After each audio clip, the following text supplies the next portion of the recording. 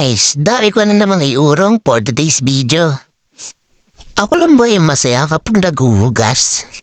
Pakiramdam ko kasi may peaceful ako habang naghuhugas. Tamang isip lang kung paano ako yayaman.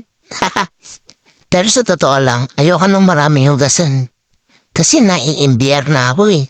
Di ba rin na akong pagod, galing trabaho. Huwag ko lang madadatnan na ang dami hugasin sa lababo. Shit!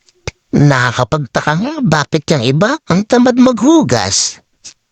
Andyan naman na yung tubig at sabon.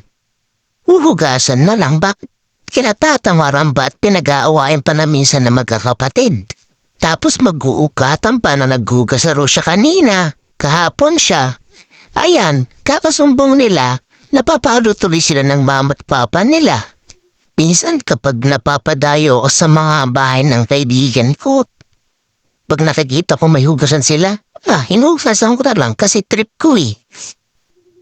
Ang sarap kasi sa mata kapag nakikita kong malinis yung lababo. Minsan nga kahit may ang overup, mas gusto ko pa rin maghugas kahit ang sakit-sakit ng ulo ko eh. Kasi feeling ko talagang may peaceful ako habang naghuhugas.